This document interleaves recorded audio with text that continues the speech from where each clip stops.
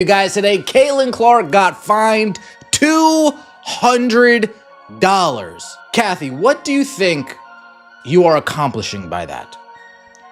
What kind of message do you think you're accomplishing by doing? You're not even making an example out of her by finding her an exorbitant amount of money. You are literally making a joke out of yourself by finding her such a little. The WNBA is mired in a fresh wave of controversy that perfectly illustrates the deep flaws in its leadership. This particular issue isn't about a bad call or partisan officiating on the court. It's about the league consciously sanctioning its most valuable player for merely possessing the fortitude to call attention to significant problems. Okay, and we know how this works because Sophie Cunningham has told us how this works. If you talk about the refereeing, if you talk about the officiating, you know, on the InstaFace, on the TikToks, on the Twitters, any of that social media, in the public, in the interview, if you mouth it in the shower, Kathy Engelbert will peek in and look around at you and point at you and be like, you're fined. Even though she won't clean up the officiating in her trash-ass league? Okay. Simply put, Caitlin Clark, the Indiana Fever's transformative guard who has single-handedly reshaped the landscape of women's basketball, was hit with a $200 penalty for writing "Refs couldn't stop us" on Instagram after a playoff series victory against the Atlanta Dream. So during the game, we saw here, you know, the Fever players celebrating. I would assume based on the reaction that this was after the Lexi Hull steal and everything. And Caitlin Clark on Instagram commented this: "Refs couldn't stop us. Elite bench mob. It wasn't for the lack of trying. Glad they're having fun and celebrating like no other teams. Will she get fined for saying that? Yeah, she got fined." The timing of this is especially revealing. While the Fever are in the middle of their deepest postseason journey in almost 10 years, having just stunned the league by beating the Las Vegas Aces in the semifinal opener as massive underdogs, the WNBA deemed this the ideal time to flex its administrative power on Clark. When you're on the WNBA's time or the NFL's time or the NBA's time, when you're on their time, criticizing the officials, calling out the officiating, I've seen players get fined for that. But when you're on your own time, well, now, other than Sophie Cunningham, Caitlin Clark seems to be the two players that come to my mind of players getting fined, criticizing the officials, doing it on their own time, quote unquote, off the clock. Instead of highlighting the phenomenal narratives unfolding in the playoffs, Commissioner Kathy Engelbert and her team are fixated on monitoring online posts and handing out trivial punishments for honest comments that simply voice what is universally understood. The hate is real. The hate is real, Kathy. I see you hating on us from a mile away, Kathy Engelbert. We all see it. You out here trying to find Caitlin Clark. You out here finding the one person who's actually bringing money into this league. What a joke. You're mad that the Indiana Fever are here right now. Y'all didn't expect us to get this far. Y'all really didn't expect it. We got Sophie Cunningham exposing the whole league agenda. Exposing them. Caitlin Clark mocking them all on Twitter, all on Instagram, everywhere, because they are. If you enjoy this analysis, please subscribe. Let's be unambiguous about the events. After the Fever's 87-85 win in Game 3 against Atlanta, Clark made two short comments on her team's Instagram post: "Elite bench mob" and "Refs couldn't stop us." The latter, a four-word phrase reflecting fan frustration all year, was met with a $200 punishment from the WNBA's speech enforcers. The absurdity is staggering, especially from a league that has overlooked the methodical targeting of its biggest attraction all season long. What world do we live in? Like, I'm pretty sure she just said the refs can't stop them celebrating. This isn't even her going at refs. It's literally like if you say the word refs and you're an Indiana Fever player, you're gonna get fined. If you say the word refs as a Fever player, the word referees has to be spoken, cannot be said by an Indiana Fever player, otherwise it's a fine.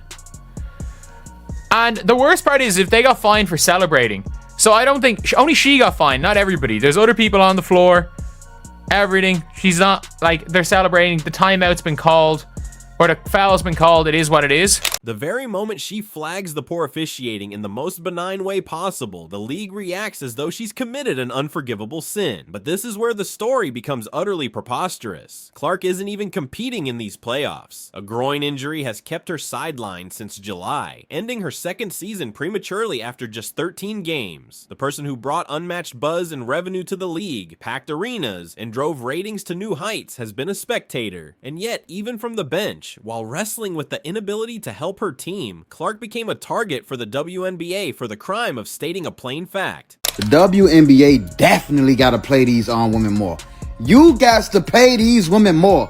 Because what the hell is a $200 fine? This picture right here is giving me Mom Made Pizza Rolls vibes. Mom Made Pizza Rolls and everybody. Ah! Caitlin Clark was fined $200 for her comments she left on the IG post. She said refs couldn't stop us, meaning they advanced to the next round despite the refs trying to throw them a curveball every game, despite having to play against the refs. And the league said, "Oh hell no, nah. You gotta run me that. You gotta run me that 200. You got to run me that 200." Clark's own reply reveals everything about how she views this ludicrous penalty.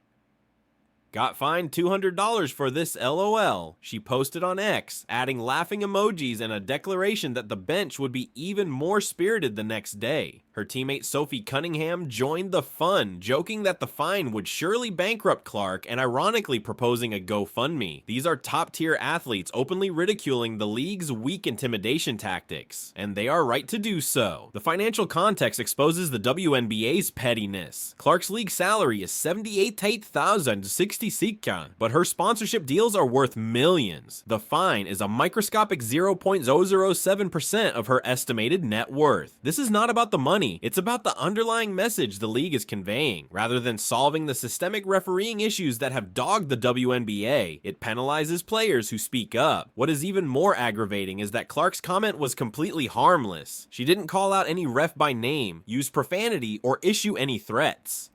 Got fined $200 for this LOL, she posted on X, accompanied by laughing emojis and a promise that the bench mob will be even more rowdy tomorrow. She made a direct statement that her team's victory came despite the officiating, a sentiment that praises her teammates' fortitude and their capacity to triumph over hardship. Yet this is what drew a disciplinary response, while the very issues that provoked the remark remain entirely unaddressed. That Sophie has got jokes. She retweeted this. That's really going to break the bank for her. Starting a GoFundMe now.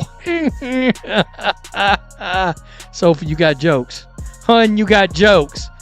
Yeah, so Sophie Cunningham Central, I'll donate.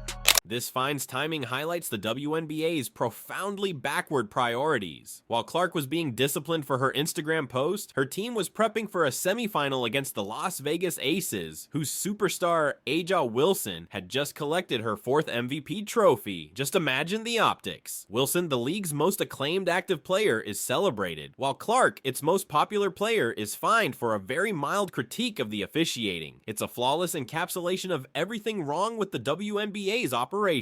The larger situation makes this fine even more outrageous. Throughout the 2025 season, refereeing has been a major source of aggravation, from the infamous Fever Sun brawl that led to multiple technicals and ejections, to endless examples of inconsistent calls. The quality of officiating has been a glaring, mostly ignored problem. Coaches have been fined, players rack up technical fouls, and fan dissatisfaction is at a peak.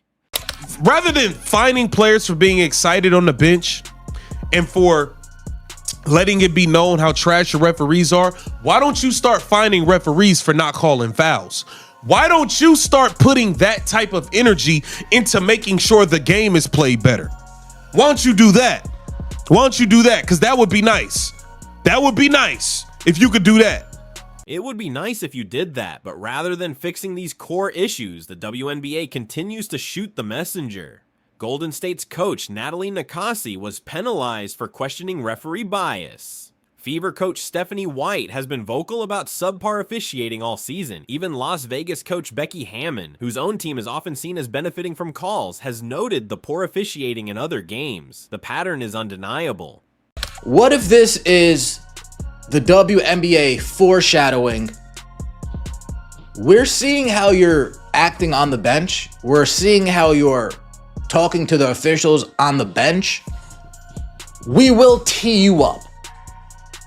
Now, whether I think that she deserves a tee for it or not, we're not even going to get into that. What if this is just saying, hey, we're going to tee you up if you continue to get at the officials, if you continue to talk up the officials, if you continue to show up the officials on the sideline, we're going to tee you up. We're not going to tee Sophie up. The most respected minds in basketball are all saying the same thing, but the league's only answer is to penalize them instead of solving the problem. The Fever's playoff run in Clark's absence makes the fine feel even more insulting. This team, ravaged by injuries to 6 key players, including its biggest star, has still fought its way to the semifinals for the first time since 2015. They followed their stunning upset of the dream by shocking the world with an 89-73 road win in Game 1 over the heavily favored Aces. Kelsey Mitchell was electric, scoring 34 points, a new Fever playoff record.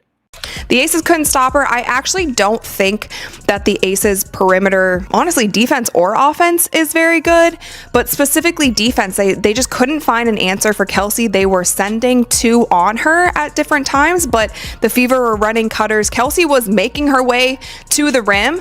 Now, I will say the Aces defense is scary around the rim because you have somebody like Asia who averages over 2 blocks a game, and she's just there waiting and ready to block your shot if you get too close to the rim.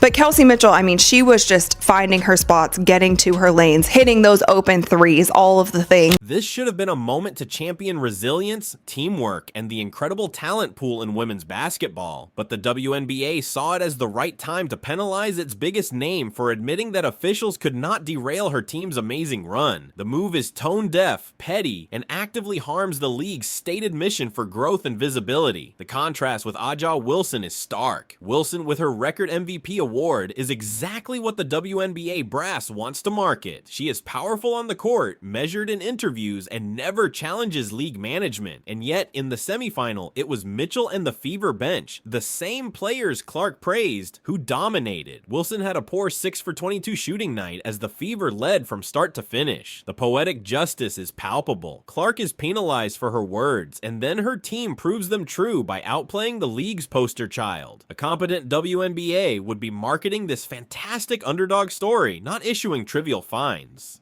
All the money that Caitlin Clark has generated for this league, all the tickets sold, all the jerseys, all the record revenue of the ratings, the television deal, and they're going to put their hands in her pocket for $200 for this. I'm like, hey man, do we need to call the armored guard? Do we need to have all this? And we need to deliver it directly to Kathy Engelbert's office. As a matter of fact, Caitlin Clark herself should be able to make an appearance, and she should do how Ice Cube did, when he used to run up in the record labels. I'm saying, bring a bat. Caitlin, bring a bat. Bring the Black Air Force. But strategic intelligence has never been a feature of Kathy Engelbert's leadership. This fine symbolizes everything wrong with the WNBA's management style. Instead of protecting its stars and solving legitimate officiating concerns, the focus remains on projecting an image of total authority. It is the same regressive logic that has held back women's sports for generations, demanding compliance over competitiveness and administrative control over athlete welfare. The most frustrating part is how easily this was all avoided. If the WNBA dedicated half the resources to referee improvement as it does to social media surveillance, there would be no reason for comments like Clark's. If they had created real accountability for refs, improved their training, or just acknowledged the known issues, player confidence might be higher. Instead, they attack the messenger as the message gets louder. Clark's reaction, laughing it off and promising more bench intensity, is precisely why she is so beloved. She won't be cowed by bureaucracy, she speaks truth to power, and she supports her team even when she can't play. These are the marks of a generational talent. The true tragedy is not the $200 fine, it's the WNBA's ongoing refusal to build upon the incredible momentum she has generated for the sport. They have the most popular popular player ever, a team on a magical run, and captivating plot lines. Yet they squander this golden chance with petty punishments, perpetuating the same ineffective approach that has hindered the sport for decades.